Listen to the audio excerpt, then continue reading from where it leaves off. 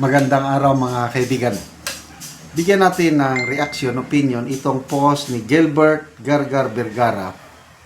Pahayag ito ni ABS-CBN anchor Doris Bigornia na malaking pagkadismaya niya.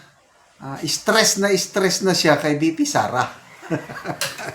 Ito yung posto. Yung mukha ni Doris Bigornia, hindi mo na ma-drawing sa kanyang pagkadismaya kay BP Sara. Bakit nadidismaya? Dapat last year pa lang yan, na-impeach na yan. Doris Bigornia. Ay, nako. Supreme Court ruling. Ab initio, void ab initio. Never na na-impeach si BP Sara. Hindi niya matanggap-tanggap. Ito, nagpahayag ng pagkadismaya ang Batikang news anchor na si Doris Bigornia. Kaugnay ng matagal ng pagkantala ng impeachment process laban kay BP Sara Duterte. Ayon sa kanya, hindi na bago ang mga aligasyon at issue noong nakarang taon pa umano ay dapat umusad at natapos na ang proseso. Kami rin gusto naming tapos na sana. Sinong may kasalanan? Bakit hindi natuloy? Tanungin nyo sa mga kongresista nyo sa Kamara. Tanungin nyo kay Romualdez. Unanimous decision, 15-0. Void ab initio. Hindi nila sinunod ang konstitusyon. Ngayon ma-stress kayo, madismaya kayo. Ay nako. Para kay Bigornia, ang matagal na paghihintay ay hindi lamang usapin ng politika, kundi usapin ng pananagutan at tiwala ng publiko. Kapag paulit-ulit na nadidelay ang isang seryosong proseso, ang unang naapektuhan ay ang paniniwala ng taong bayan sa kakayahan ng mga institusyon. Nagsasalita ba kayo tungkol sa bilyones o trillions na nalulustay dito sa flood control scam ng Marcos administration? Ang galing niyong magsalita tungkol sa ilan lang yung confidential funds ni BP Sara. Pananagutan ko, no? Saan ngayon ang mga big fish, flood control scam, trilyones for the last 3 years? Pakisagot ko, no? Madam Doris Bigornia. Ayon sa reporter, ang mabagal na galaw ng kamera, sisihin mo ang kamera. Hindi si BP Sara. Ayon sa reporter, ang mabagal na galaw ng kamera ay nagdulot ng tanong kung may tunay bang intensyon na resolbahin ang kaso o inaantay lamang itong mabaon sa limot. Sa mata ng publiko, bawat araw ng delay ay tila pag-uurong sa hustisya at sa media. Ito'y malinaw na red flag. Baka lalo kayong ma-stress, Madam Doris Bigornia. Dahil inamin na ni Congressman Lawrence Defensor, Deputy House Majority Leader, mahihirapan sila na makakuha ng 1/3 signatures ng mga kongresista para maiakyat ang impeachment sa Senado. Baka lalo kayong ma-stress. Mabuti, malaman nyo na in advance. Para relax lang kayo. Huwag kayong masyadong madismaya. Dahil baka hindi na naman matuloy ang impeachment ni BP Sara. Sinong sisihin ninyo? Kamara. Tama. Kaya lang huwag kayong mainis. Huwag kayong madismaya kay BP Sara.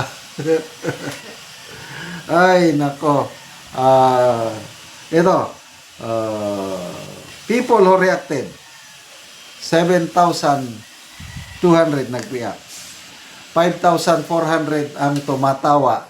Tinatawanan si Doris Bigornia. 787 galit. 943 lang ang nag-like. So, ilang percent ito? Nasa 15% lang estimate ang naniniwala o nag-like kay Doris. 85% tinatawanan o galit sa kanya. Oh. Comments. MJ Singhili, stress na stress itsura ni Doris Bigornia. Ang ganda ng pagkakuha ng kanya. Oh. Elias Gamay, Doris, marami kang ang pera, bayad sa Marcos kasama ng lumundag sa lupa. Malapit na. Sian Carino, si Doris, para kang kamatis. Ay, nako. Oh, invade Sara, the next president. Oh. Romel, Tagnipis, Sukuman, Ninang, da. Galit daw si Ninang. Loreto Trinidad, maot jud kaayo, pangit daw ang muka. Jonra Zianra, baka kasi hindi niya nasusubaybayan ang impeachment kasi wish granted na siya kay Cara David. Lavenia Dirigay, hala, naghupong man siya. Basi last na niya karon nga year. Naghupong yung mukha parang lumaki o namaga, naghupong. Credo Rex, aba, buhay pa pala si Doris, kala ko patay na. Matagal ko na kasing hindi nakikita, buhay pa pala, pero parang patay tignan. Grabe naman yung naglagay sa mukha niya. Oh. Totoo ba ito o edited? Anyway, may edad na rin si Doris Bigornia talaga. So, good luck po sa mga naiinis. Ano pa, yung galit o ayaw magpresidente si VP Sara. Kasi, it's just a matter of time. She is the strongest candidate sa 2028. No problem about that. Yung bagong survey ng SWS ba yun? Tumaas pa lalo ang kanyang rating. Samantalang si Pangulong Marcos Jr., same, negative pa rin. Salamat mga kaibigan sa inyong pagsubaybay sa ating channel. Nakakatulong kayo ng malaki sa tribong Talandig ng Bukidnon dahil ang income natin sa channel na ito is pantulong sa tribo.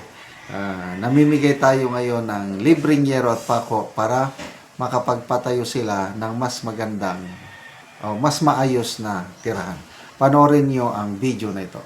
O karon mauna ni si Angkol ang matagaan og yero.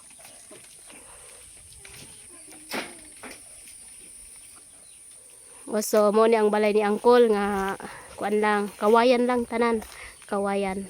O so among gitagaan og yero aron pud makaatop siya.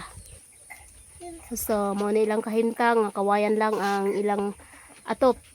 O apil pod ang ilang dingding kawayan. So makita gid nimo nga luoy gid kay sila. So apil pod ang ilang abuhan. So mo nilang ilang abuhan. So kawayan lang pod ang ilang atop.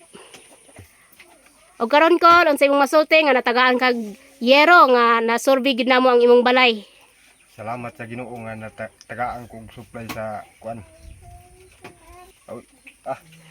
Kung wala ang tabang nga sin di pag yun ni mailisan. O so kawayan lang yun ang imong kuan atop. So magpasalamat ka sa Ginoo kay natagaan kag yero, Kol.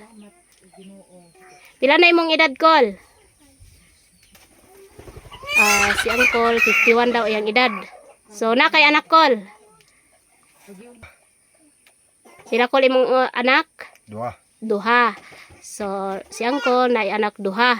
So mo ni ang ilang kahimtang. So dako kay ang pasalamat nga bisan sa ilang layo kaya ang ilaha, so naabtan gihapon sila sa panghatag og sin. So Kol, salamat pud kaayo nga nakaanhimi sa imong balay ug nabisita gyud namo. So unsa ra di imong ka panginabuhian, Kol? umarag yapon. So manguma lang ka Kol. So panginabuyan ni Angkol, mag-uuma lang siya. O sige Kol, salamat. Salamat.